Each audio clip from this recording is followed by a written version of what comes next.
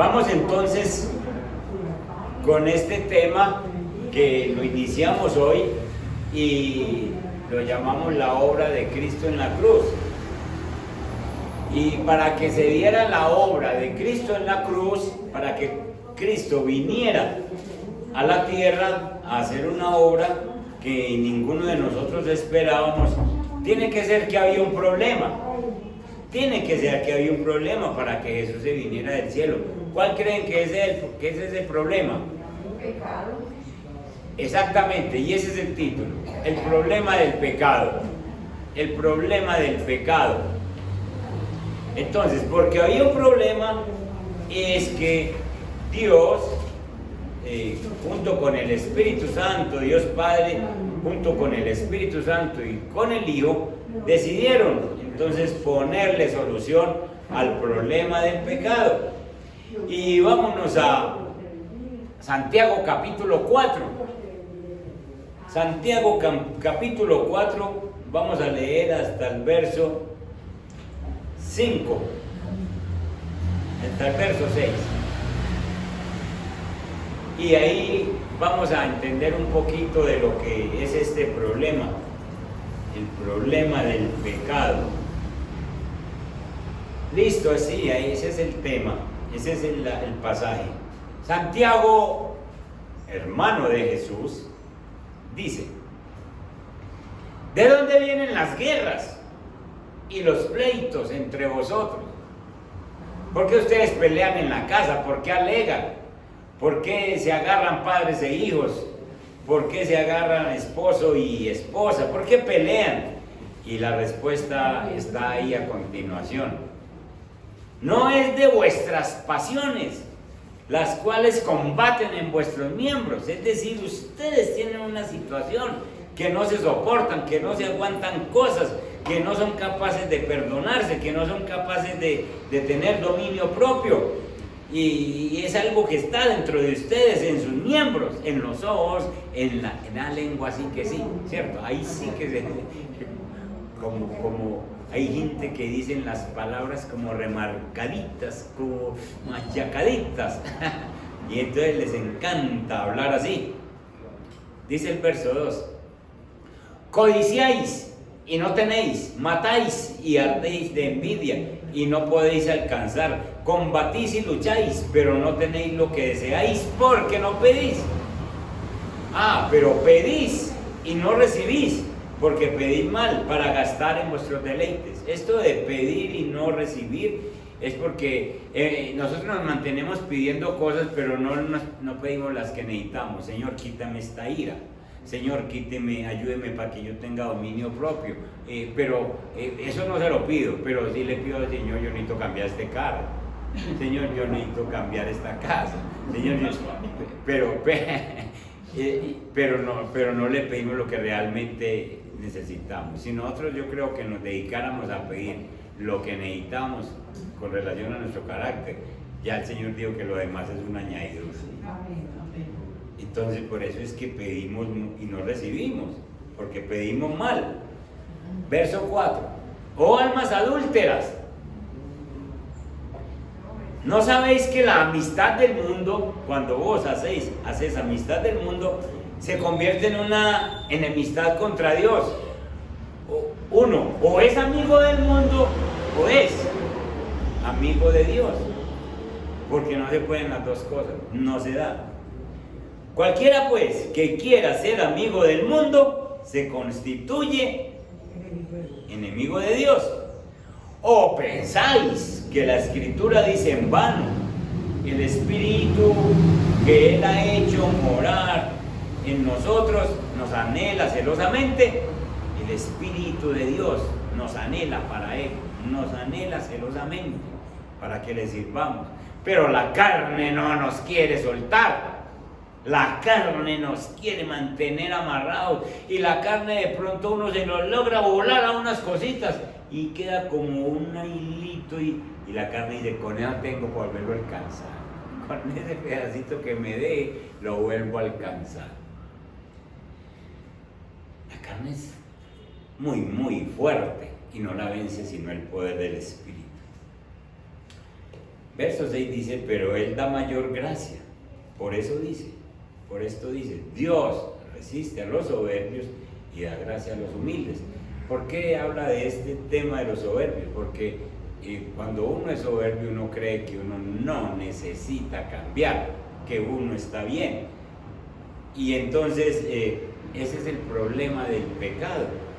Algunas personas piensan que los únicos que podemos llamar pecadores son aquellas personas que han vivido una vida llena de robos, de homicidios, de pleitos, de sangre, de cantidad de cosas. Y entonces uno dice, ese sí que es pecador, ese es un pecador.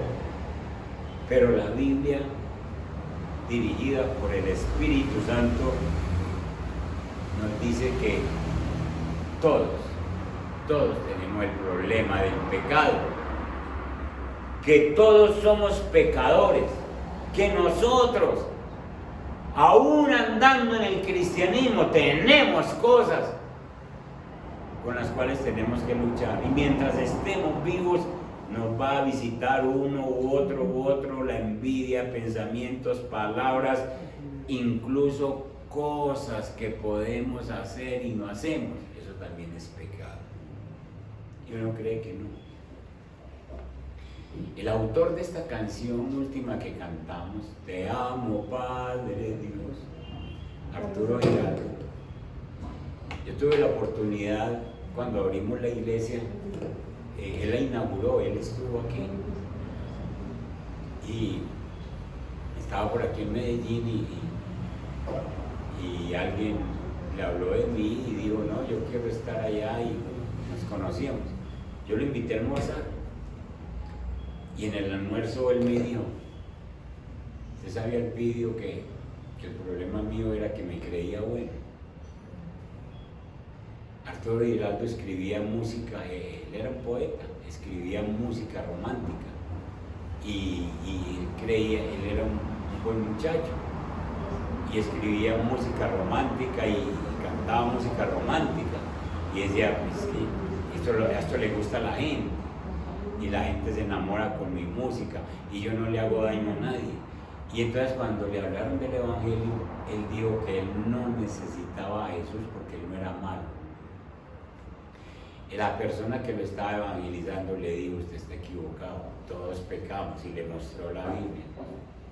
Yo lo tenía con un plan, un propósito, y en 2 meses de estar siendo evangelizado, cayó de rodillas y dijo, Señor, yo creía que no era malo, pero yo he mentido, yo me he robado la letra de otros autores, ladrón, o no es el robo.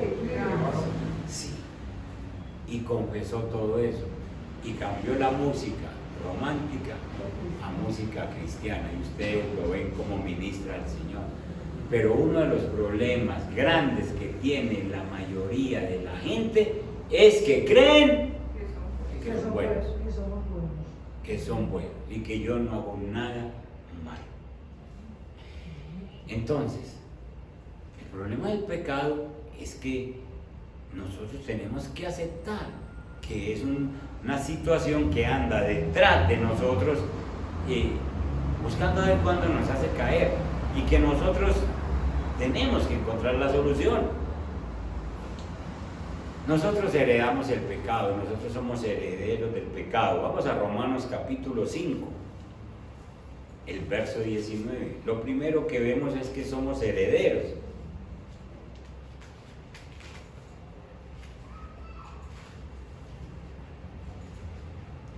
Herederos del pecado.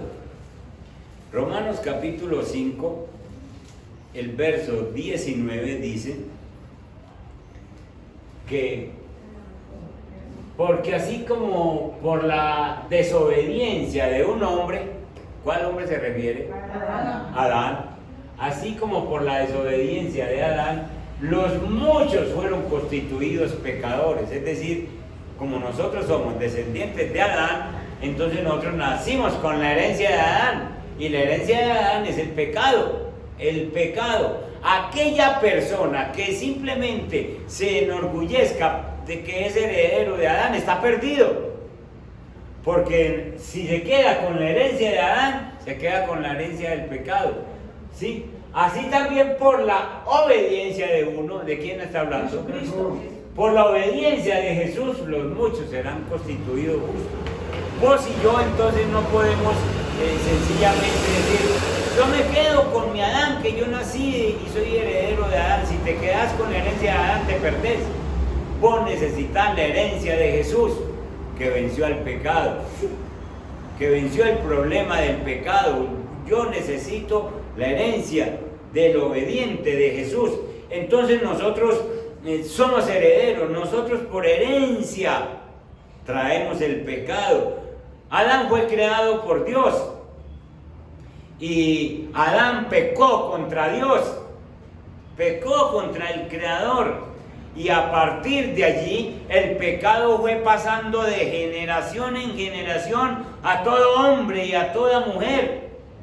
Por consiguiente, el pecado es nuestro por herencia, lo tenemos por herencia, y usted sabe lo difícil que es quitarse una cosa que es heredada.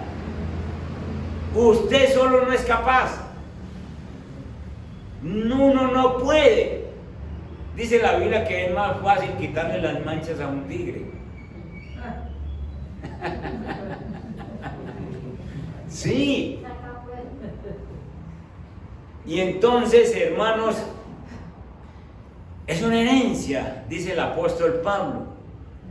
Y por ser una herencia, nosotros nacemos y uno de pronto ve que no se ha manifestado, porque uno ve el niño. Yo por ejemplo veo a Samuelito, el nieto mío, apenas tiene 2 años y medio, y él, esa gracia, esa vocecita, ese jugueteo que mantiene, todas las cosas, pero hay veces que le da unas rabias, ¿y a dónde está eso? ¿Sabe por qué no se expresa más? Porque no hay más cuerpo. Pero él necesita crecer más para poder manifestar todo eso. Entonces el pecado, ¿qué está haciendo? El pecado está ahí al ladito del camuflaje. Él va creciendo y el pecado ahí. Y apenas tiene cuerpo y uso de razón, el pecado llega y dice, ahora sí me puedo manifestar. Y entonces tienen 8, 10 años, 11, empiezan a gritar, empiezan a braviar al papá, a la mamá, empiezan a pelear con los amiguitos, empiezan a decir mentiras, porque el pecado los abraza. Está esperando que crezca, pero es una herencia. Y entonces sencillamente nosotros, como es una herencia, lo practicamos el pecado. Búscate Romanos capítulo 3 y el verso 21, y ahí nos dice el apóstol Pablo que en todos estos capítulos de Romanos habla del pecado. Dice en el verso 21, dice, pero ahora, aparte de la ley, se ha manifestado la justicia de Dios. Ahora, ya no, aparte de la ley, en este tiempo se ha manifestado la justicia de Dios, testificada por la ley y por los profetas. La justicia de Dios por medio de la fe en Jesucristo. Usted quiere justicia y tiene que ser por medio de la fe, para todos los que creen en Él, porque no hay diferencia. Esto de que no hay diferencia es decir que todos pecaron, y aquí lo dice, por cuanto todos, y todo significa judíos, significa gentiles, significa paisas, significa bogotanos, significa chinos, significa americanos, significa todos. Y están destituidos de la gloria de Dios. Estar destituido de la gloria de Dios es que Dios, mientras uno no acepte a Jesús como Señor y Salvador, usted no tiene contacto con Dios. Pobrecitas las abuelitas que mantienen con sus rezos, con sus velas prendidas, están destituidos de la gloria de Dios. Porque la única forma de que vuelva la gloria de Dios es que usted reciba a Jesús. La única forma de que usted vuelva a tener la gloria de Dios es que usted haga las paces con Jesús. Y mientras tanto estamos destituidos. ¿Y qué significa la palabra destituido? Apartado. ¿Ah? Apartado. Apartado. Sí. Lo destituyeron del puesto. No, lo echaron, mío, no volvió a entrar. Así es. Miren eso, destituidos de la gloria de Dios. Eso éramos nosotros. Y entonces, sencillamente por estar destituidos de la gloria de Dios, sencillamente practicábamos el pecado. Es práctica. Cójanme la palabra práctica. Practicar es deleitarse en el pecado, una y otra cosa. No hay ser humano que pueda decir que no ha pecado ante Dios. No hay uno solo. Y entonces, ¿cómo peca? Ya sea con palabras, ya sea con pensamientos, ya sea con hechos, o simplemente sabiendo hacer lo bueno no lo hace y también peca. Y también peca. Cuando yo fui a abrir la iglesia de Amagá, mi esposa dijo, ¿por qué tiene que ser usted? Y que era que no está ahí. A usted le van a decir. ¿Por qué tiene que ir usted? ¿Por qué no va otro? Y yo le dije, pues, porque a mí me interesa llevar el evangelio. Y uno de los pensamientos que se me vino fue este: pudiendo hacer lo bueno, no lo hacemos. Si yo puedo hacer lo bueno, yo tengo que ir a hacerlo, porque si no me convierte en pecado. Entonces, hermanos, uno peca de muchas maneras, no haciendo lo bueno, o con pensamientos, o con palabras, o con acciones que desagradan a Dios. Entonces la evaluación de Dios es tajante, es cortante y sencillamente dice: no hay bueno ni uno, no hay quien entienda, no hay quien busque a Dios, no hay quien haga lo bueno, ni siquiera uno. Y la explicación es esta: si hubiese habido siquiera uno bueno en la tierra, eso no viene. Porque ¿saben qué hubiera dicho? Váyanse a tal parte que hay uno bueno, imítenlo a él. Pero no había ninguno bueno, entonces Dios empacó en el cielo y yo me voy para la tierra, porque no hay ninguno, me tienen que imitar a mí. Entonces, hermanos, nosotros dije que heredamos el pecado, dije que practicamos el pecado. El pecado es tan dañino, hermanos, en la vida de nosotros. Miren algunas condiciones que trae el pecado. El pecado, primero, el pecado siempre te lleva más allá de donde vos pensabas llegar. El pecado siempre te lleva más allá de donde vos pensabas llegar. Vos pensabas, por ejemplo, decimos, es que yo no quiero sino esto. Por ejemplo, una persona llega y dice, yo necesito 10,000 pesos y lo voy a coger de esta caja donde trabajo. Es el administrador de una tiendita y se roba los 10,000 pesitos, y entonces yo los necesito.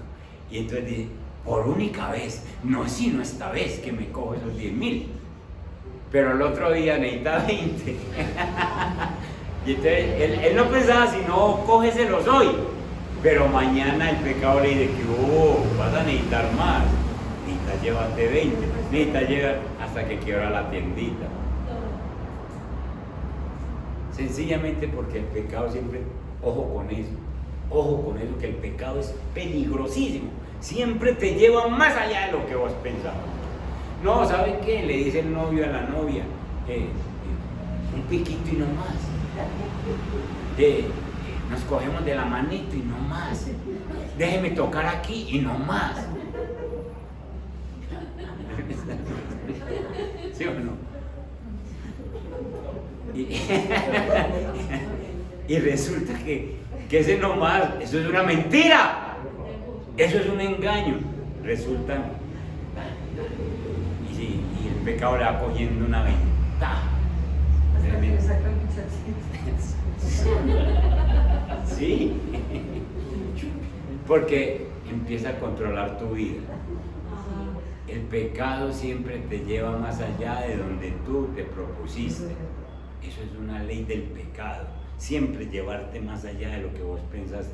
Y todo empieza con una cosita así, con una cosita que parece imperceptible, un toquecito, una caricia, un piquito, una cosita, y empieza y se va. Porque resulta controlando tu mente, porque resulta controlando tu corazón, porque sencillamente no te deja descansar y luego coge tu mente y empieza, y vos empezás a desear esos momentos, porque te tiene todo controlado, Dios mío.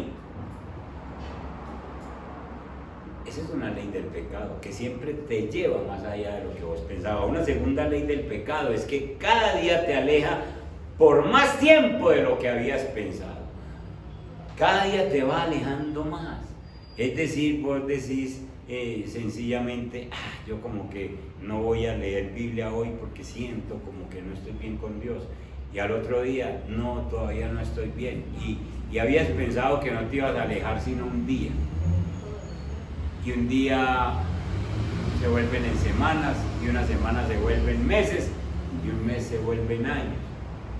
Y se apartó, porque el pecado siempre te lleva más allá, más lejos de lo que vos pensabas.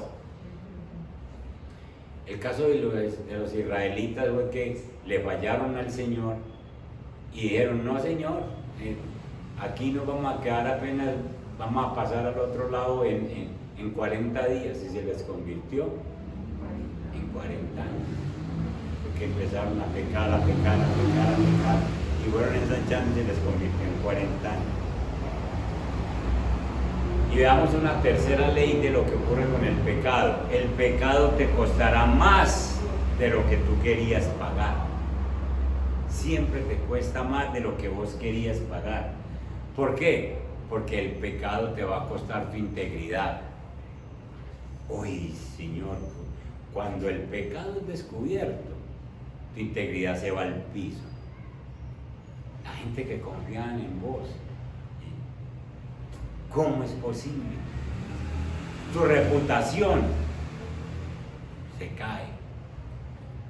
Tu paz, la paz interior, se pierde. Te puede costar, si eres un esposo, te puede costar la esposa. Te puede costar los hijos si tienes hijos. Te puede costar los amigos. Te puede costar un trabajo. Y escuche, cristianos, te cuesta un ministerio. Te cuesta un ministerio. Porque el Señor va a decir, no me lo ponga más en eso. Siempre te cuesta más de lo que vos pensabas. No veamos sino esas tres. Después les digo otras que son igual de fuertes, pero miren, siempre te llevará más allá de donde tú piensas, siempre te va a alejar de Dios, y si no corres a remediar eso, te aleja por años, te hace perder, y siempre te va a costar más de lo que querías pagar. Todo esto si uno no corre a tiempo. Entonces lo que estamos viendo, hermanos, es que este es un grave problema. Lo heredamos, lo practicamos, pero una tercera cosa es que nos justificamos. Nos tratamos de justificar con palabras. Miremos a Job capítulo 9 y veamos el verso 20. Job capítulo 9 y el verso 20. Job se trata de justificar, pero miren lo que dice Job. Si yo me justificare, me condenaría mi boca. Es decir, si yo trato de decir, no he hecho nada malo para que me pase esto, en la boca lo condenaría. si me dijere perfecto, esto me haría inicuo. O lo que está diciendo es, alguna cosa pasa conmigo, esta situación que me está viniendo, entonces yo no me voy a justificar. Nosotros tenemos la costumbre de justificarnos. Eso no es tan malo. No, es que yo solito, usted solita, y nos juntamos solito y solito, y Dios sabe, Dios sí sabe que usted va para el infierno, mijo. Dios sí sabe que usted está perdiendo. Pero es que usted no se puede justificar de ninguna manera. Y nosotros siempre tratamos de justificar. No, es que esta situación. No, es que yo necesitaba ese dinero y entonces tuve que hacer esto, me lo tuve que coger y bien, Dios sabe. Hermanos, usted no se puede justificar. Usted sabe que Dios no evalúa pecados grandes ni pequeños. Para Dios no hay pecados grandes ni pequeños. En el infierno se va a encontrar el asesino, el atracador, el ladrón que se robó 1.000 millones de pesos y mató a 2 o 3 en el banco. Y se va a encontrar con el ladrón que trabajaba en la oficina y todos los días del jefe le daba un lápiz porque decía, se me perdió el lápiz, y resulta que se lo llevó porque el niño no tenía lápiz. Y todos los días se robaba un lápiz en la oficina. Y los dos son ladrones. Y entonces usted dice, no es justo, no es justo, un lápiz. Sí, es un ladrón. Y Dios viene y le dice, un ladrón. ¿Por qué? Pero señores, que yo no voy a ir en un lápiz. Ay, para que no le robo más. Usted de todas maneras es un ladrón. Ese lapicito es robo que hay en el corazón. Justificación. El niñito que está en la escuela lo necesita. Y para comprar un lápiz cada rato que lo bota. Sí, señor, hay que comprarlo. Entonces Dios no justifica, Dios no evalúa pecados grandes, es transgresión, grandes o pequeños. Entonces sencillamente ya lo dijo Isaías. Usted no se autojustifique, porque es que uno trata de hacer cosas buenas para justificar el pecado.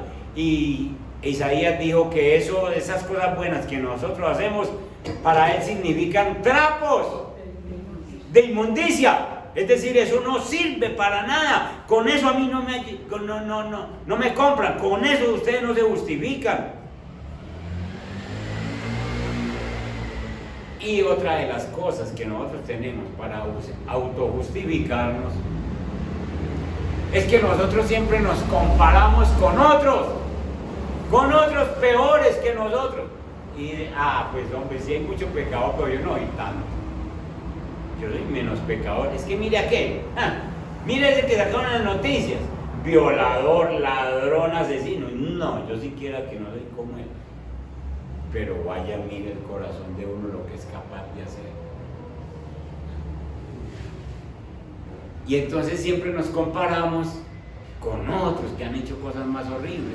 Y dice, yo soy menos pecador. Vaya, compárese con Dios, para que Dios lo mire con su ley, con su tabla de medir, y enseguida llegue y dice, usted tampoco pasa a mí. Como le dijo a aquel rey en el libro de Daniel, fuiste pesado y fuiste hallado falto, no tenés el peso necesario de santidad que necesitamos. Hermanos, el pecado es un problema, grave problema. Entonces, lo heredamos, lo practicamos y nos autojustificamos. No se puede, hermano. Pero es que el pecado hay que pagar. Y desde el Antiguo Testamento Dios dijo que la paga del pecado es la muerte. Entonces, sí, una persona pecado y bueno, la muerte. Acán, aquel hombre que se robó unos lingotes de oro y unos mantos babilónicos, pagó él y pagó la familia. Porque ya les dije que en otra predicación, que lo que uno hace afecta a los demás. Y entonces pagó él y pagó la familia. ¿Cómo pagaron? Con la vida. Fueron apedreados. La paga del pecado es la muerte. Entonces, vos y yo íbamos a morir. Estábamos destinados a morir. No teníamos remedio. Porque ¿cuántos pecados se necesita para uno perderse? Uno. Pero evalúe usted y yo cuántos teníamos. No uno. Muchos, miles. Y entonces, ¿quién más digno de muerte que nosotros? Entonces, como la paga del pecado es la muerte, Dios vio desde el cielo cómo arreglamos este problema. Ese problema del pecado tiene la humanidad vuelta a nada y se van a perder todos. Y Jesús, el Hijo amado, dice: yo voy y soluciono el problema. Ese es el tema de este mes. Yo voy y soluciono ese problema que tiene la humanidad. La solución no la tiene sino Jesucristo. La solución no la tenés vos. Vos no podés quitarte un pecado por más que querás. Vos no podés solucionar ese problema que es heredado, ese problema que es practicado por tanto tiempo, ese problema que nos lleva a la autojustificación. Vos no lo podés solucionar, pero sí podés tomar una decisión y aceptar al que dijo: yo le soluciono ese problema. Y entonces, el único que quita ese juicio que había sobre nosotros a causa del pecado es nuestro Señor Jesús, que estaba en el cielo. Él estaba en el cielo. Dice Proverbios, búscate Proverbios 8:30. Dice Proverbios que Jesús va a solucionar el problema que nosotros tenemos, porque Él estaba en el cielo ordenándolo todo. Miren ese versículo: ordenándolo todo. Con Él estaba yo ordenándolo todo en el cielo. Y era su delicia de día en día, teniendo solaz, compañerismo, delante de Él todo el tiempo.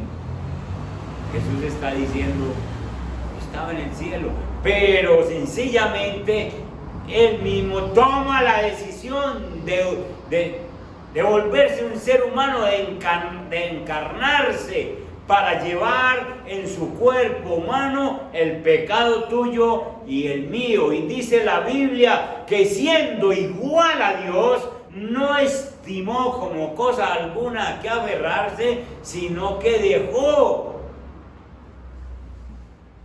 que los hombres aquí en la tierra le escarnecieran, le burlaran, le injuriaran, le golpearan, sin tener por qué. Sin tener por qué. Porque Jesús es Dios y se vino a la tierra, nunca cometió un pecado, ni de niño, ni de adolescente, ni de joven, ni de adulto. Y fue condenado con el peor castigo y el más vergonzoso que existía en ese entonces: la muerte de cruz. Clavado en la cruz, clavado en el Calvario. Y allí estaba mirándote y mirándome a mí, diciendo: tus pecados te son perdonados, si me aceptas, si me recibes. Entonces, la Biblia dice que la paga del pecado es la muerte, y que había que derramar sangre por cualquier pecado que vos cometas. Búscate Hebreos 9:22, una cita final. Allí está escrito la solución al pecado, al problema del pecado. Hebreos capítulo 9 y el verso 22 nos dice bien claro que sin derramamiento de sangre no hay remisión de pecado. Y casi todo es purificado según la ley, con sangre. Y sin derramamiento de sangre no se hace remisión de pecados. ¿Qué es lo que derivamos de ahí? Que tu pecado ameritaba el derramamiento de sangre, la tuya. Pero Dios, Jesús, el sustituto, el que se pone en vez de ti, en vez de mí, dice: yo derramo la mía. Y por eso tenía que ser una muerte en la cruz. Por eso la muerte de Jesús no podía ser un infarto. Por eso la muerte de Jesús no podía ser simplemente golpeado. Si ustedes se fijan bien, los otros dos ladrones, el que estaba a la izquierda y el que estaba a la derecha, estaban amarrados a la cruz, amarradas sus manos y amarrados sus pies, y ahí los dejaban hasta que sufrieran la muerte, por frío, por deshidratación y por estar en esa posición de colgados. Pero Jesús fue crucificado porque necesitaba derramar su sangre para que tú y yo fuésemos libres del pecado, porque sin derramamiento de sangre no hay remisión de pecado. ¿Cómo entonces no aceptar ese sacrificio de Cristo? ¿Cómo no valorar en un tiempo como estos que el problema del pecado, problema que tú no podías solucionar, vino Jesús y te lo solucionó? ¿Qué está esperando la gente? La gente quiere solucionar estos problemas, y por eso es que, como les explicaba ahora, como el pecado va cogiendo ventaja, siempre lo lleva más allá, por eso es que este mundo está como está. Por eso es que el pecado se está desbordando, por eso es que cada día vemos más y mayores aberraciones. Sencillamente porque el pecado se ha engordado, ha crecido, ha cogido ventaja en la humanidad, y porque no han querido recibir la solución que Dios nos mandó. Vos y yo tenemos que leer Biblia, vos y yo tenemos que decir: esto no puede continuar. Vos y yo tenemos que pedirle al Señor que no deje de ninguna manera que nosotros le demos siquiera vida a un pecado que parece inofensivo. No, es que esto no vale la pena. Sí vale la pena. Siempre te va a llevar más lejos de lo que vos pensabas. Y entonces, con esta primera enseñanza, yo quiero que les quede claro: el problema es un pecado que no lo va, el pecado es un problema, que no lo vas a solucionar vos, que ya vino quien lo solucionara, y que vos y yo solamente tenemos que aceptar a ese Señor que se vino del cielo, precisamente porque en la tierra no había quien, se vino del cielo para solucionar tu problema. Póngase en pie, yo quiero que oremos. Le demos gracias a Dios, y sencillamente en esta hora nosotros le vamos a decir al Señor, con una oración que hacemos todos, como si estuviéramos haciendo esa oración por primera vez. No importa cuánto tiempo hace que usted la hizo, confírmela y acepte al Señor como su Salvador, como su Dios, como que le diga: Señor, yo lucho con esto, yo soy cristiano hace 20, 25, 30 años, pero todavía lucho con pensamientos, todavía lucho con palabras, todavía lucho con actitudes que a ti no te agradan, y el pecado como un monstruo anda detrás de mí, llegando a ver dónde me duermo para abrazarme. Así es el pecado. Él sabe que nosotros lo dejamos, y él es como llorando detrás de uno: venga, vuélvame a dejar entrar, venga, vuélvame. Y en esta hora le vamos a decir: ya no más. Oren conmigo. Padre nuestro que estás en el cielo, te damos muchas gracias por nuestro Señor Jesús. Un día allá en el cielo hubo una reunión, y nosotros no sabemos fecha ni nada, pero tú dijiste: la humanidad se está perdiendo y yo necesito que le pongamos solución al problema del pecado. Y Jesús dijo, yo voy. El mismo Dios, el que está sentado en el trono hoy, el mismo Dios, dice la Biblia, se despojó a sí mismo y se hizo en la condición de hombre, y estando como hombre fue humillado, dejó que lo ultrajaran, dejó que lo escupieran, dejó que los hombres, la pobre creación, lo tratara de cualquier manera, sencillamente sin hacer nada, con tal de llevarse tu pecado y mi pecado. Porque yo no era capaz, Señor, y lo confieso, yo no era capaz, porque lo heredé, porque lo practiqué, porque me autojustifiqué, y entonces sencillamente creía que no era tan malo, que no era tanto pecado.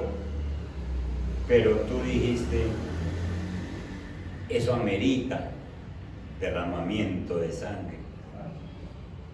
Y si la derraman ellos, dijiste tú, se mueren. Yo quiero que vivan otro rato. Y es más, quiero que tengan vida eterna.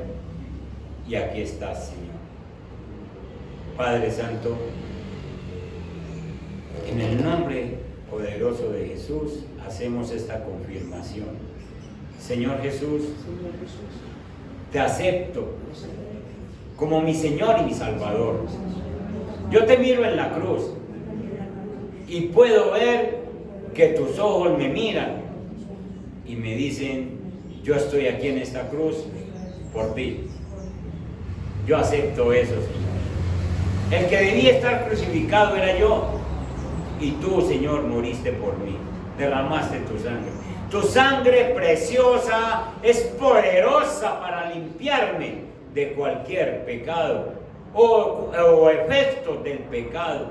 Señor, yo me confieso delante de ti. Y confiésele al Señor en este momento cualquier cosa que el Espíritu le esté mostrando, palabras o actitudes o hechos, o pudiendo hacer lo bueno, no lo ha hecho, también es pecado, y confiésele eso al Señor y dígale, Señor, por tu sangre, yo soy rehabilitado, por tu sangre preciosa que ha caído sobre mí, yo he sido perdonado, y ahora, bendito Dios, yo me presento delante de ti para que tú me uses, para servirte, Padre Santo, para que tu obra maravillosa, la que hiciste en mí, la vean otros y pueda volver la confianza, pueda volver la integridad, pueda volver la paz a mi corazón, y que el enemigo no intente, no tenga por dónde acercarse, y el pecado no tenga más vida en mí, Señor. Eso te lo pido en el nombre de Jesús, y hago ese compromiso de vigilarme y cuidarme para servirte a ti. En Cristo Jesús. Amén. Y amén. Que Dios me les guarde, Dios me les bendiga, no pierdan estas enseñanzas de este mes de abril, y vamos a tener esa confirmación de estar caminando con Jesús. Amén. Amén. Dios me les guarde.